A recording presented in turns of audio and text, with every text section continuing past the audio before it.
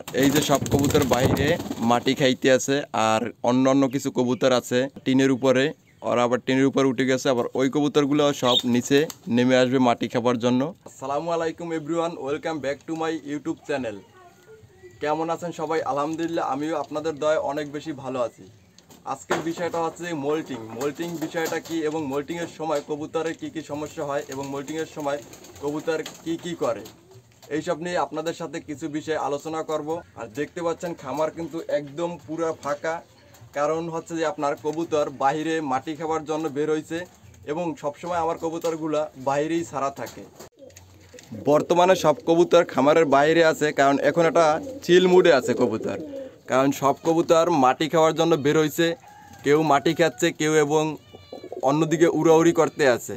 আর আজকের ভিডিওটা অনেক বেশি গুরুত্বপূর্ণ একটা ভিডিও, আপনারা ভিডিওটা না টেনে সম্পূর্ণ ভিডিওটা দেখবেন, দেখলে আপনার অনেক কিছু জানতে পারবেন। আর এখনও যারা আপনারা আমার ইউটিউব চ্যানেলটি সাবস্ক্রাইব করেননি, তাড়াতাড়ি আমার ইউটিউব চ্যানেলটি সাবস্ক্রাইব করে রাখবেন, এবং পাশে থাকা বেল আইকন বাটনটি অন করে অল দিয়ে রাখবেন।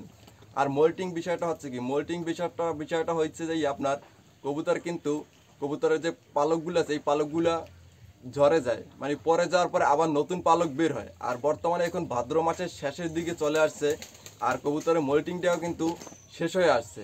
আর এর পরবর্তী সময়ে কিন্তু আপনার যে দেখা যায় ভাদ্র মাসের শেষের দিকে যারা কবুতরের রেস নেবেন বা রেস করবেন, এই সময় কিন্তু আবার শেষ হওয়ার সাথে সাথে কিন্তু কবুতরকে ট্রেনিং দিতে আছে, রেসের জন্য প্রস্তুতি করতেছে। তো আপনিও যাতে কবুতরকে রেস দিতে চান এবং রেসের প্রস্তুতি নিতে চান, এখন কিন্তু এই ভাদ্র মাসের শেষেই আপনাকে শীতের আগেই কিন্তু আপনার এই রেসের জন্য আপনাকে ট্রেনিং দিতে হবে কবুতরকে। আর এই ট্রেনিংটা দিলে কবুতর অনেক বেশি ভালো উঠতে পারবে এবং ভালো থাকবে, কারণ এই মোল্টিংয়ের সময় আপনার নতুন যে পরগুলো বের হয়, আর ওই নতুন পর বের হইলে কবুতর কিন্তু অনেক বেশি উঠতে পারে, আর যে ফেদারে অনেক বেশি শক্তি আসে। আর মোল্টিংয়ের সময় কবুতরে কিন্তু সব ফেদারগুলো পরে যায়, এবং এই সময় কিন্তু কবুতর ডিম বাচ্চা টোটালি করে না। আর যেসব কবুতর ডিম বাচ্চা করে, ওই সব কবুতরে দেখা যায় ডিম থেকে ভালোভাবে বাচ্চা ফুটে বের হয় না, ডিমটা নষ্ট হয়ে যায়। আর মোল্টিংয়ের সময় কবুতর একটা ঝিমঝিম ভাব দেখা যায় এই কারণে, কারণ কবুতরের মোল্টিংয়ের সময় অনেক বেশি আপনার এনার্জি হ্রাস পায়, এবং অনেক বেশি এনার্জি আপনার ক্ষয় হয়, যার কারণে কবুতর একটু দুর্বলতা বেশি হয়। কারণ এই যে পুরানো যে এই পালকগুলো এই পুরানো পালকগুলো আসলে মূলত পরিবর্তন হয়ে নতুন কিছু পালক আবার বের হইবে।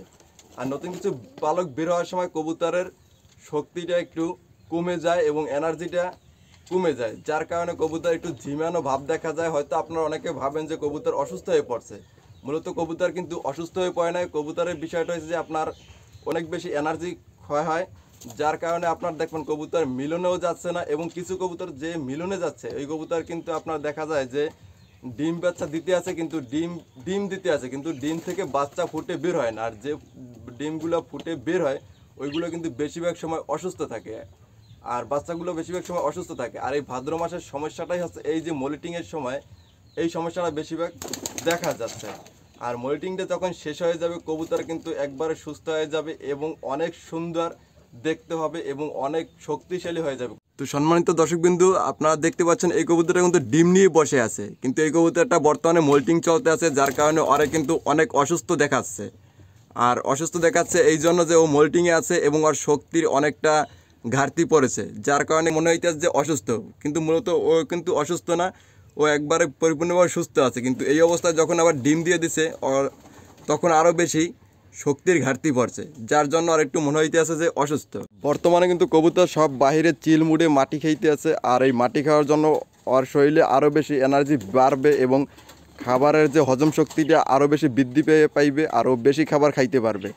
আশা করি দর্শক বন্ধু এই ভিডিওটার দ্বারা আপনাদের অনেক উপকার হবে। সম্পূর্ণ ভিডিওটা দেখলে এই অনুসারে যাতে আপনি কাজগুলো করেন, এবং আপনার কোনো চিন্তার কোনো কারণ নেই এই মোল্টিংয়ের সময়। আবারও বলতেছি, যারা কবুতরের প্রতিযোগিতা দেবেন, রেস দিবেন, তাড়াতাড়ি কবুতরকে প্রস্তুতি নিতে থাকেন, কারণ এই সময়টা অনেক বেটার সময় সামনে চলে আসতে আছে শীতকাল। আর শীতকালের জন্য কবুতরের জন্য অনেক ভালো একটা সময়, কারণ ওরা যতই রেস দিক কবুতরের শরীর তেমন একটা গরম হবে না, এবং কবুতর বেশি তেমন একটা অসুস্থ হবে না। আর আজকের ভিডিও এখানেই শেষ করতে আছি। যদি আমার ভিডিওটা ভালো লাগে লাইক কমেন্ট শেয়ার করে দিবেন, এবং পরবর্তী ভিডিও দেখার জন্য আমার চ্যানেলটি সাবস্ক্রাইব করে রাখবেন। আল্লাহ হাফেজ, দেখা হবে নেক্সট কোনো ভিডিওতে ইনশাআল্লাহ।